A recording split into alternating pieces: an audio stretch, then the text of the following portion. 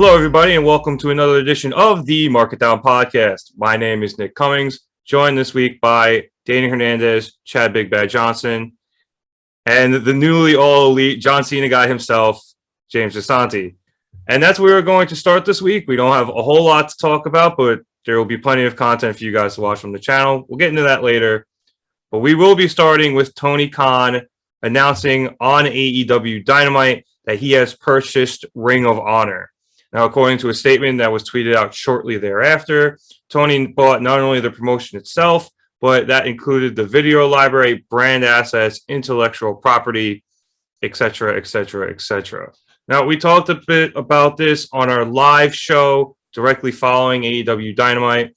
So if you want to see more, you can go watch that, or we will be clipping this and putting them together, so you can go watch that as well.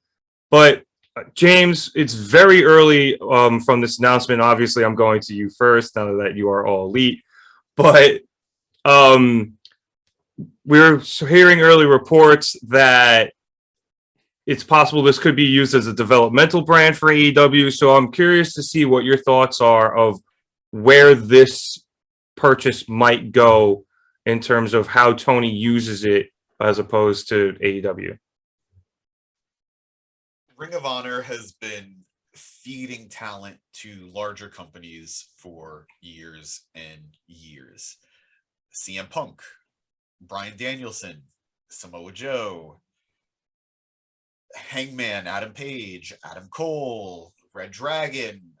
The list goes on and on and on. And now that it's official, this feels perfect, you know? WWE has been using the indies for a long time. They're not doing that anymore, but they had Evolve. They were using Evolve. They were using a lot of these companies as feeders, and now AEW has their own official feeder. I think as long as the brands are kept separate, and that's not to say that there can't be crossover. That's not to say that an AEW guy can't appear in Ring of Honor. That's not to say a Ring of Honor guy shouldn't appear in AEW. But as long as the brands are kept separate, I think this is the best thing Ring of Honor could have ever hoped for. Because their legacy will continue. It'll be under management that understands wrestling.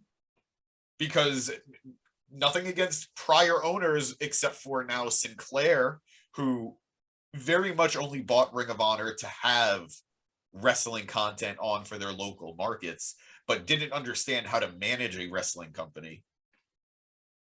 Ring of Honor is going to get the guidance it needs from someone who cares, someone who respects its heritage. So if you have a guy like Bryan Danielson go down to Ring of Honor on a super show, if you have a guy like Christopher Daniels, another former Ring of Honor champion, go down to help train these young guys, I think this is spectacular. I think this is incredible. Ring of Honor is going to have more eyes on it than I think it's ever had before. I'm a diehard Ring of Honor fan. Growing up, I wanted to be Ring of Honor champion more than I wanted to be WWE champion, because to me it meant more. I learned how much I loved wrestling from Ring of Honor. So to see its legacy continue, to see this library, I'm praying to God, as soon as AEW gets a streaming service, we get this library out there. I want to be able to watch Bryan Danielson versus Nigel McGuinness. I want to be able to watch CM Punk's dog collar match with Raven. I want to be able to watch Samoa Joe versus Kenta Kobashi.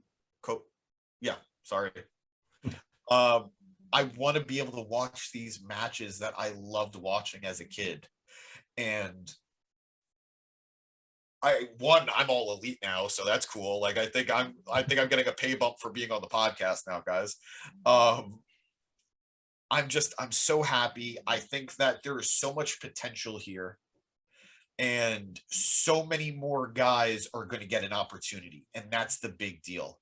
Wrestling needs to be for everyone, and people who might not really be built for AEW, but might be built for Ring of Honor, they're going to get their paydays, they're going to get their exposure, and it's great. A win across the board. Yeah, I think I agree with you where even if it is developmental, that it's best kept separate. And you're right, like there should be some crossover. I think it'd actually be a very good way to keep certain people off of AEW TV, but still keep them on TV somewhere else. Just, let them breathe a bit, take a step back, go work with younger guys and girls so that, they get exposure. It's a really, really, really good idea, Danny, for TK to buy this, and then not just for that reason too. Like we talked about this on the live thing too.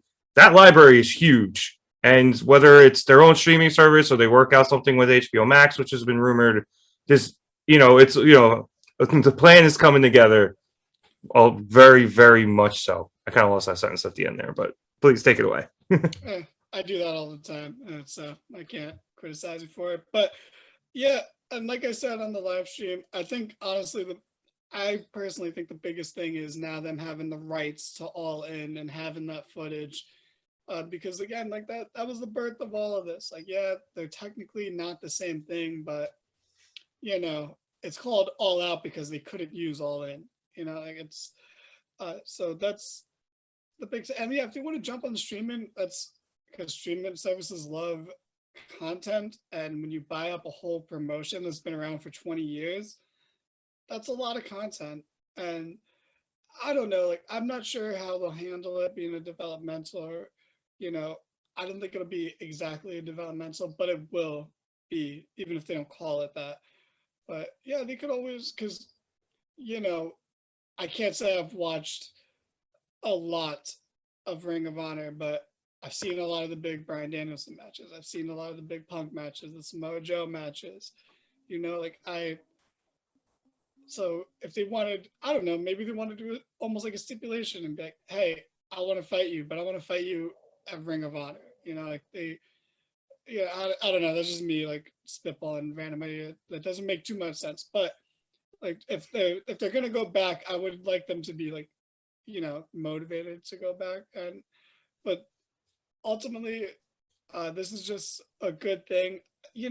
I kind of say I think Tony Khan needs to just stop hyping things up, because even though I think this lives up to it, I think he's just setting too many expectations. But this is a huge win, because I think there were times where there was rumors of WWE wanting to buy the Ring of Honor library just to have more stuff for the network at the time. But yeah, like I said, they could do an HBO Max thing. I think I haven't used much HBO Max, but it seems better than Peacock. I agree. Not a big fan. I do agree. Very yeah, no, it definitely is. Yeah, I haven't used it much, I'm not gonna lie, but yeah, it seems better. I don't like Peacock. I wish WWE Network was sold to like Disney or something, just so it'd be on a better fucking interface. But anyway, yeah, I think this is pretty cool. And God, if they're gonna put this on streaming, I'm gonna watch so many matches that I definitely should have watched but never watched before. So this is just a win for the hardcore wrestling fans like us. Absolutely. Yeah, it's definitely exciting. Chad, I don't know if you've watched a whole lot of Ring of Honor, but you do watch a lot of NXT, and there was that really, the peak of NXT there where it almost felt like Ring of Honor was just feeding NXT to go to WWE.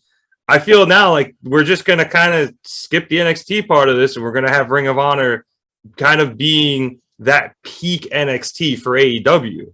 I absolutely have to agree. When James said it earlier, it hit a light bulb in my mind. I don't think I've ever seen a full episode or anything of ROH. I've always, as you said, they've fed NXT so many superstars that I always hear the name and try to do my research later. So I've seen matches upon matches, and then I'm like, damn, these guys were great before they even came to NXT, and that got me interested in Ring of Honor. So with that being said, that's what I'm looking forward to the most. I mean, as a wrestling fan, just the content and the years of content, because ROH has been around for ever, like literally 20 plus. And I've always heard it, but I've just never, I guess, focused enough to pay attention to it. So I'm with you guys. It's a win for us. It's huge to be with AEW. It's going to be remarkable, especially if they use it properly as a developmental. That's going to be key. I think it's great because it's a lot of content, but it's accessible now. Whereas like, Right. Ring of Honor wasn't always the most accessible thing to find. Hell, I don't even know what channel it was on. Like I know it didn't always have the same channel, and sometimes it wasn't even on TV. But like now it's just going to be accessible. It's going to be on the same playing field as so many other things that are on streaming services, and you know what? Like that's a win. But also, I saw a really good joke online where it's like, NXT was supposed to be like, a developmental system feeding the WWE main roster, but it really became AEW's developmental system feeding their roster. And now AEW doesn't even need NXT. So really, what's the point of NXT anymore? It's not serving any purpose now. Well, it's better than Raw still, so. It is not, actually. I will argue that Raw is better than SmackDown. I'm sorry, this is a tangent. We don't do them, but I'm doing one real quick. Raw's better than SmackDown and better than NXT 2.0, especially lately. I'll defend that. I agree with the 2.0. We're getting our first infighting in the group. We're gonna have Danny's Raw fast forward versus Chad's NXT fast forward. Okay, well, no, Grand supremacy. I watch Chad's NXT fast forward. I don't watch NXT, so for me to say it's just bad is kind of unfair. But The following fast forward is scheduled for one fall. No, James, I think the other intriguing thing about this for me is AEW has signed a lot of Ring of Honor guys since Ring of Honor has released everybody. But then there's also all of the guys and girls who aren't signed to AEW. I know a lot of them are running around in Impact right now. I don't necessarily know all their contract situations, but do you think that some of these people, especially the champs, like I believe Gresham is Ring of Honor champ right now. Yes, do you believe those people are going to end up being re-signed to Ring of Honor, or are they kind of still out on their own? It's a fascinating subject because, again, we don't really know the contract status of a lot of these guys. Jonathan Gresham is one of 2 Ring of Honor champions right now. It's him and Bandito, who had the title but then had to drop out of the title match because he had COVID. They're going to have a unification match at the Super Show, Super Card of Honor in April. And Bandito is a guy who wrestled the main event of All In. It was him, Rey Mysterio, and Rey Fenix against the Bucks and Kota Ibushi. And Bandito was offered an AEW contract, but because AEW wasn't really a thing yet, he turned it down and he went to Ring of Honor instead. So who knows? He could be popping up in AEW. Jonathan Gresham, who is carrying the Ring of Honor torch right now. People are dying for him to wrestle Bryan Danielson. There is money to be made there. There's a magical match there. And then you have other Ring of Honor stalwarts like Dalton Castle. Dalton Castle's not wrestling anywhere right now. Maybe he shows back up in Ring of Honor.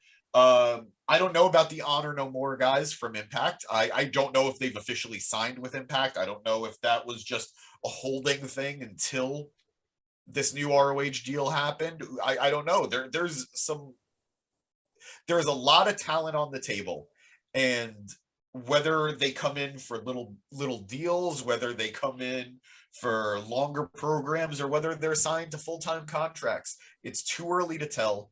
But I don't see Tony trying to make Ring of Honor the 3rd or 3.5 hours of AEW, or honestly the 4th hour of AEW.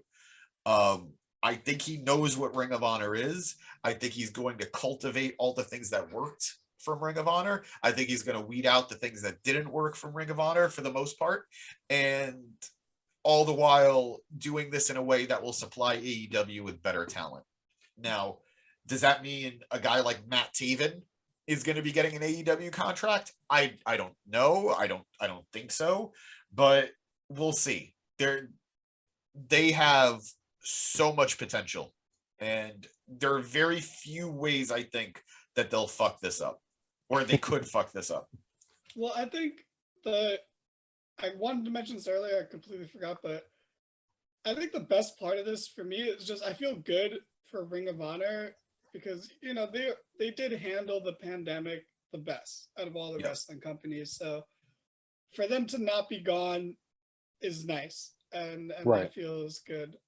But now to offset that mushy stuff with a joke, they should sign Brandon Cutler so he has 3 contracts. Oh my God, yes, please. But actually, like, I know you said that as a joke, but I do look at what happened tonight on Dynamite. Pretty Peter Avalon, who is no longer under AEW contract, but they brought him in for Dynamite because he worked in this spot. He would work beautifully in Ring of Honor, helping younger guys get over. The wingmen, Caesar Bonani, Ryan Nemeth, JD Drake, these are guys that work in what could be this new Ring of Honor as the old guard helping the young talent get that experience. Do they belong on Dynamite every week? No, sorry, Pretty Peter.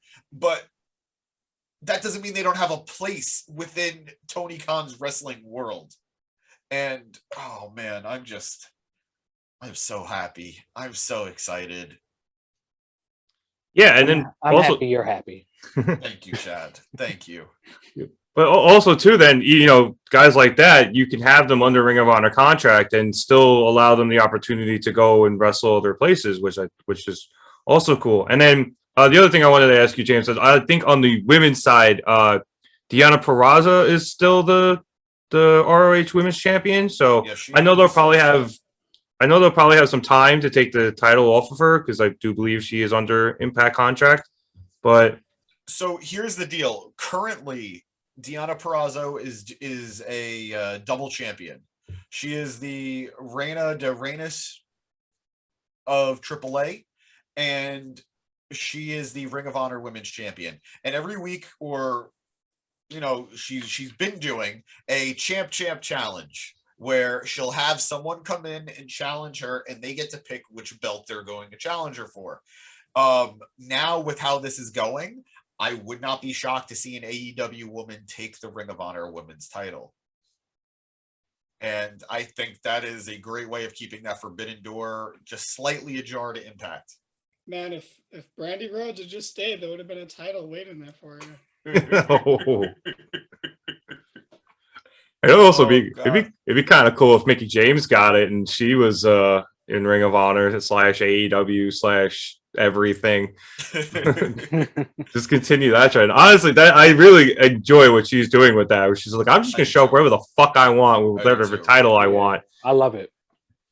There's one woman I actually feel bad for in this situation, and that's, I mean, maybe not bad. Maybe this is what she wanted, but Roxy, she just signed a WWE developmental deal, and she was the last Ring of Honor Women's Champion. She's the person who lost it to Deonna Purrazzo. And who knows, like, maybe if this deal had happened a month ago or a month and a half ago, maybe Roxy would have been an AEW talent instead of a future NXT superstar.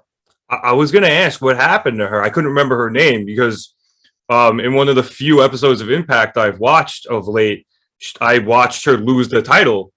And that was a really, really good match. And I knew she was very young. And I was wondering what happened to her because I would have really liked to see her in this new Ring of Honor or in AEW. But yeah, her going to WWE selfishly sucks. Yep, definitely. I mean, because WWE could use the women, though. Yeah, that's true. And I mean, look, they NXT tends to do right by their women's division. So, at least the original iteration. Yeah. 2.0, they're working on it. But they're doing all right. Yeah. No, not to say that they're not, not to say they're doing them dirty, but they're still building that division up. Right. Like it's pretty much Mandy Rose and Fatal Attraction and then Raquel Gonzalez, and then I have no idea. I'm not even entirely sure if Io's still there. Yeah, she is. She is. All right, yeah. She's in a new tag team. And I love that this just became a crossover episode. We're talking about Raw, we're talking about NXT, we're talking about Impact. This never happens to me. I'm super cool right now. Yo, but We're talking about SmackDown. Yeah, we're not talking Who about watches wrestling on a Friday? Come on. But I think that is, this purchase encompasses so many companies because Ring of Honor has their fingerprints on wrestling everywhere. Like every company, wherever you're watching, Ring of Honor has its fingerprints on it. So the fact that AEW has, and specifically Tony Khan, has purchased this company and he's going to be keeping it alive, both with its video library and in the future by continuing it as a functioning and running promotion, is a very big deal. And as we've all stated, it's a great day for wrestling fans everywhere. But let's move it along here to our second topic. Cesaro has failed to sign a contract with WWE. They were trying to negotiate something and they weren't able to figure it out. So his contract lapsed and he is now a free agent. He does not have to wait the 90 days for the non-compete because this wasn't a firing or release. This was just the end of his contract, much like Adam Cole's was a few months back. So, Chad, well, what do you think about Cesaro now leaving WWE? Where do you think he might pop up, or do you think he's gonna take it easy for a bit? Sorry, Danny is just being a terrorist per usual.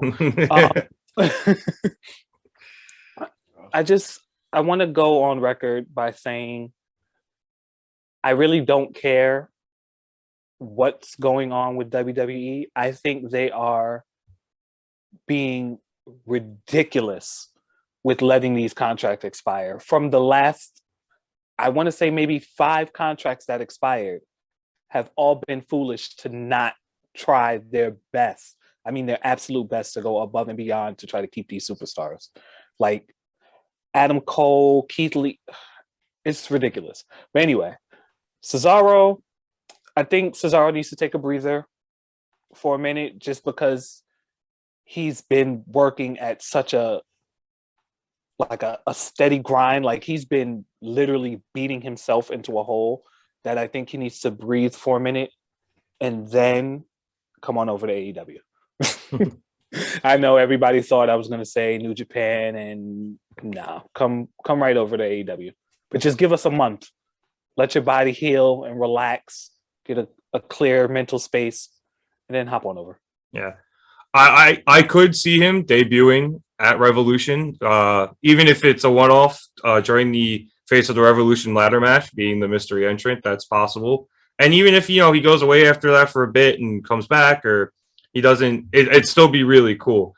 There was also the rumor, I think came from Drew McIntyre, said he also recently had a kid, so he might pull the Johnny Gargano and take a step back and be a dad for a bit too. So that's another interesting part of it, Danny. If that is indeed true.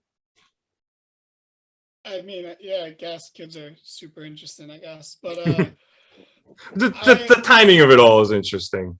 No, yeah, I agree. I was just being a dick. But shocker. I know.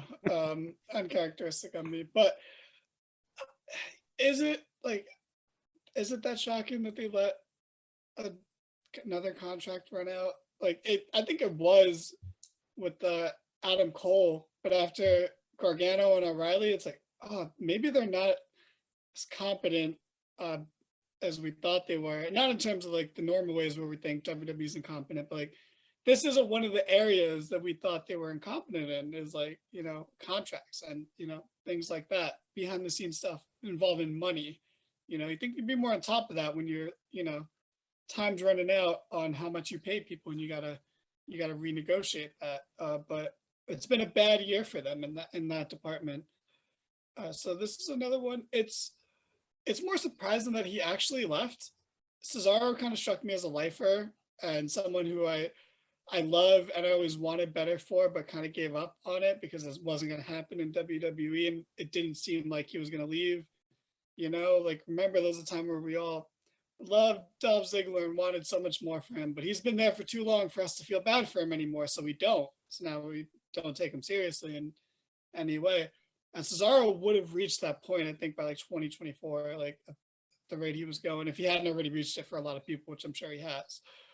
So, and also just because the whole up, down, down aspect of it, you know, kind of makes it a little more shocking. He's one of those people like Biggie that it was just loved by like everyone backstage, and you know, and there was rumors that like the locker room was very upset about him leaving, and you know that's understandable because he seems like a really cool guy. But you know, it's one of those things. It's good for him. I'm so glad because I'm sure he turned down a decent amount of money. You know, like can we blame Kevin Owens and Sami Zayn for re-signing for the money they got? Can we blame AJ Styles, who's getting paid more than like Ronda Rousey is, which is mind-blowing to think about? But you know, no, I can't blame him for taking how much money, but I also don't feel bad for him. Like, you know, like Kevin Owens will never do anything of note after Stone Cold fucking beats him up at WrestleMania. And Sami Zayn is going to lose the Intercontinental title to Johnny Knoxville. And AJ Styles is going to be fine, actually. They like him. They will push him accordingly. But, you know, Cesaro could have been one of those guys, and he chose not to be. And props to him. Whether I would love for him to show up in AEW. I don't think he'll ever be champion in AEW, honestly, but that's okay. He's not one of those guys where if he's not champion, I'm gonna think they misused him. It's just as long as he gets to wrestle, put on matches. I don't care if that's an AEW, New Japan, maybe Ring of Honor. It feels weird now if it's gonna be developmental, but you know, I was gonna say, yeah. You know, like we'll see how much of a developmental that truly turns into. But whatever it is, I'm excited. It does just feel weird. And like him not being in WWE feels weird. You know, Keith Lee getting fired, it's stupid, but it's also at that point, it's not surprising for WWE. Like the NXT guys leaving is a little shocking, but like you could understand it. You know, like you don't want to go up to the main roster and there's nothing for you there, and NXT's done. It kind of makes Cesaro though. Oh man, I mean, but also you know what? I just kind of I was about to be done, but I didn't want to overlook this. Cesaro has lost so much since he's since his one-off number one contender run against Roman back in like May. He has lost to fucking Ridge Holland, whose name I will forget in 2 minutes. The fact you even remembered that was just shock. I know. Him and Ricochet lost a match where Ridge Holland had his nose broke and got taken out of the match. So it was basically a handicap match against Sheamus, and they still lost. They've made him look so bad in the past 4 months that, you know what? He should leave, and he did. So good on you, Cesaro. I hope for the best. Yeah, and that push there when he was the number one contender against Roman, James, coincided, I believe, right around the time they were negotiating the rare 1-year contract extension with him, which I believe was, you were saying before we started the show, is something that WWE doesn't do often. I cannot recall a time that WWE signed somebody to a 1-year contract or a 1-year extension. So many guys, they will lock up for as long as they can, whether it's the 3-year deal. I think Owens, before this last contract, he had signed a 5-year deal. They don't want these guys for 1-year contracts because then they have to go through it. And that's exactly what they did here with Cesaro. Him losing as much as he did, reports are they weren't sure that they were going to get him back. So in their mind, why should they let him win? Little did they know that's probably even more reason for him to think, why should I be here if they're just never going to do anything with me? It was a vicious cycle, and I think WWE, Mick Foley said it right. WWE's loss is the wrestling world's gain. And I don't know where Cesaro. Well, all right, Cesaro is his WWE name. His I almost said his AEW name, but his ring name outside of WWE is Claudio Castignoli. And I don't think there is a company in existence today that wouldn't benefit from having him on his roster. I completely agree with Danny. I don't know if Claudio, that's going to be tough. I don't know if Claudio could become world champion in AEW. But that doesn't mean him being in AEW would be a waste, because the quality of matches he's going to have there, the way he'll be treated there, will still far exceed how he was treated and the quality of matches he's capable of having in WWE. Can I just say real quick that there's like a guy in AEW who's a big fan of Cesaro, who's trying to start a team with John Moxley. Yep. I just feel like maybe a guy named Claudio might fit in there. I couldn't agree more. And the truth is, it sucks to say, but it's the truth, because he doesn't he doesn't act like it in the ring. Claudio is 41 years old. Holy shit. Yeah, I was going to mention that. Yeah. Claudio is 41 years old. He doesn't move like it. He doesn't look like it. He doesn't act like it, but he is 41. He's a Swiss Superman. He's made his money for, I believe, over a decade in WWE. Now, that's not to say that you can't keep making the money, like we learned from Cody Rhodes, most likely. But who? Yep, that's my bad. But I think there's a part of Claudio that realizes he's worth more.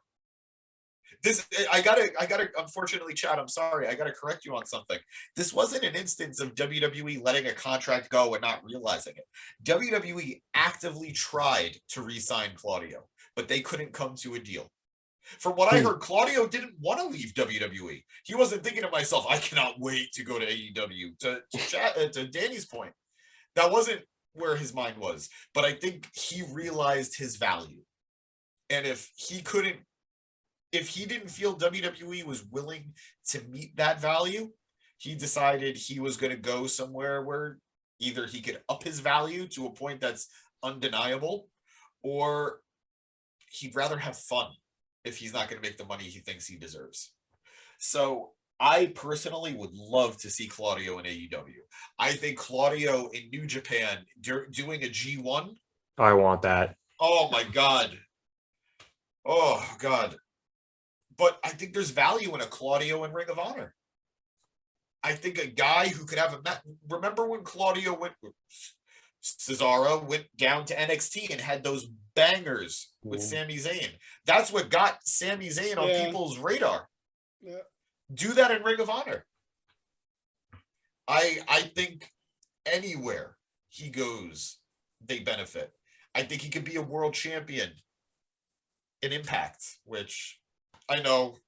Wow, impressive. Right? Oh my gosh. But I think if you want to make him Ring of Honor's first world champion, you could do it. Of the new era, I should say. Yeah, after the unification. After the unification match. I think if Claudio wants to re-team with his old tag team partner, Chris Hero, reform the Kings of Wrestling. Oh my God. So I was thinking about that the whole time, and I'm not against it. I don't want to be a tag guy. But I'm also kind either. of sick of Claudio being in a tag team. I know. Like, I think everyone. Because I was going to mention, because correct me if I'm wrong, James, but isn't the last and only singles title he's ever held the U.S. title in like 2012? Yes. Like that's which he took off Santino, if I'm not mistaken. Oof.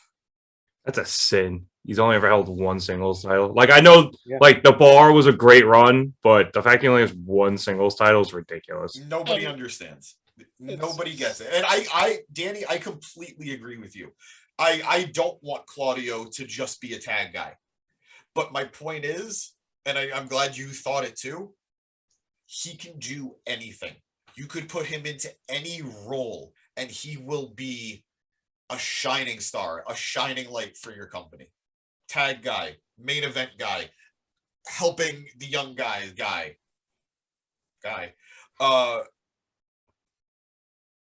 give him what he deserves. And I'm not even talking about money. Give him a respect and give him quality opponents and let him have quality matches. That's what he deserves. And I think the wrestling world, the wrestling audiences, a mark like me, we're all going to be happy to see it. I concur.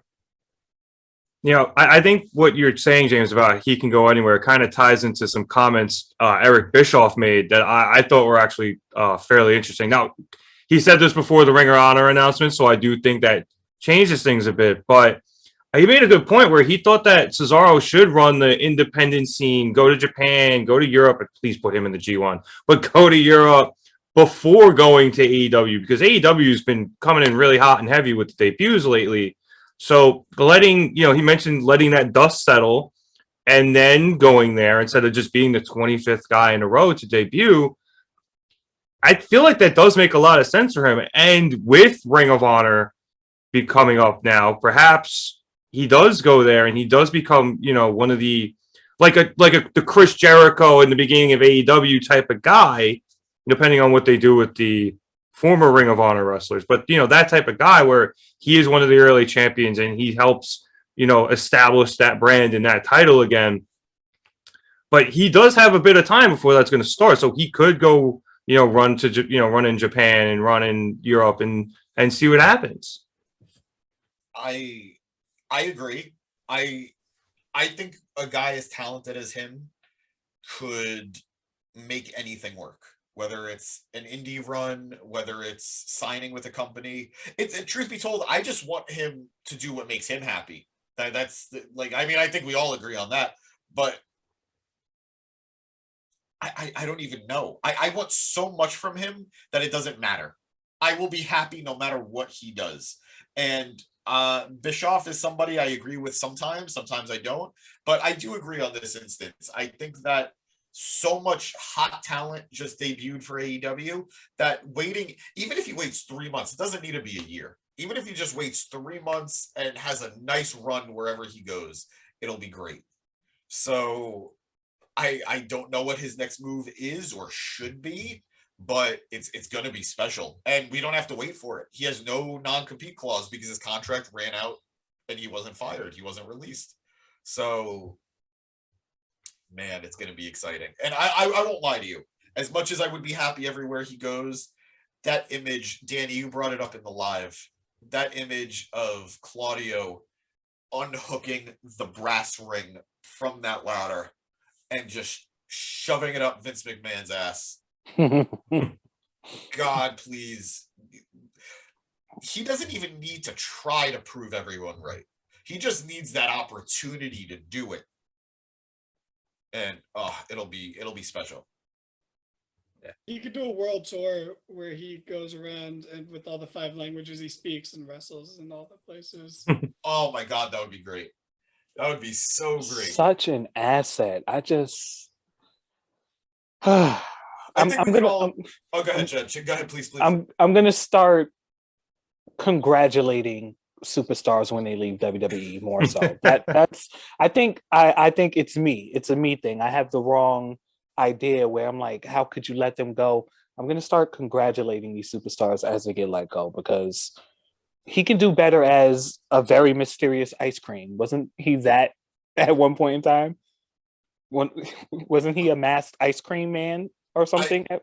Honestly, knowing WWE, it could have and most likely did happen. I don't even know. I'm not going to argue you. Like the mentality is like of how can they let this person go isn't wrong. It's just we're all kind of numb to it now. It's kind of like you know, after the past year and a half, it's kind of like, yeah, of course you let this person go, as opposed to how could you let this person go? It's like, oh yeah, this person is great and they have so much star potential. Of course you let them go. If I'm not Madcap Moss, like okay, like. If I'm not mistaken, I heard that after Cesaro / Claudio's departure, I think SmackDown's roster is like 25 men. That makes perfect sense. I don't know how they're doing it right now. I really don't know how they're doing it. Well, and that's not really easy. The whole show is Roman and Brock. Yeah. So yeah. That's Okay, so I haven't watched SmackDown in like 3 weeks, and this is why, because I was gonna make this joke on the Raw fast forward, but like I have no reason to watch SmackDown. Everyone I like in WWE is on Raw, like Becky and RK Bro. The rest of the Raw tag division at the moment. And like SmackDown's literally just like Roman, Brock, Charlotte, and Ronda. But even Ronda feels like they normalized Ronda within like a couple weeks. She doesn't feel special anymore. not at all. Well, I think sucks. Ronda did that. I think Ronda normalized herself because nobody wants to see her. It's a team effort. Okay. Literally a team effort. I won't give her all the blame, but I will give her a fair share. So like it's SmackDown is terrible. whatever. Yeah. It's terrible. Cesaro left a sinking ship. Yeah, congratulations. Yeah, you're free now. and you know what? I think for him, it's bucket list time. Do it. Do it. What's his name did? Write out what you want to do on a list and go face those people. Go participate in the G1 if you want. The world is his oyster now, and I'm excited for him to be able to go out there and. I don't know how many years he's got left. Like James says, he's 41, but go out there and do what he wants to do. Before he eventually does have to hang him up. Yeah, have that one last great match before you're done on your own terms, where you want to have it. I don't even think it's one. I think he's got a few up his sleeve. No, he does, but I'm saying when the time comes. Yeah, no, I get you. You can only go out on your own terms in WWE when you're like way higher on the pecking order than Cesaro. Oh. Yeah, I don't even think Taker technically really got to go on his own terms, at least maybe not the way he wanted, but yeah, he wanted to stab someone in the locker room to go out. They keep begging him to come back like he's not 100. So it's like, how can I properly retire? I mean, they're begging him because they have nobody else. I just literally counted. They actually do only have 25 men on the SmackDown roster, and one of them is Mustafa Ali. So they have 24. Free Mustafa. Yeah, free Mustafa. All right. Well, I think that about wraps things up here for us on the Mark It Down podcast. I want to thank everybody so much for watching. I know we were a little short this week, but there's a lot of content coming out. We had our live episode, so if you want to go back and watch us recount AEW Dynamite from this past week, please go and watch that. We talk more about the Ring of Honor acquisition, and like I said earlier in the podcast, I will be clipping that conversation and our earlier conversation together, so if you want to watch that all in one shot. We'll also be having our AEW Revolution prediction show. That'll also be coming out in and around when this comes out. So keep an eye out for that. And we'll probably do something following Revolution on Sunday as well. Be sure to like and subscribe. As we've been saying, James will rap when we get to 100 subscribers. And now he is apparently also to volunteer some part of his hair green. So that'll also be a lot of fun. Be sure to follow all of our social medias. They will be down below us. And once again, thank you so much for watching. And we'll see you here next week on the Mark It Down podcast. Have a good one, everybody.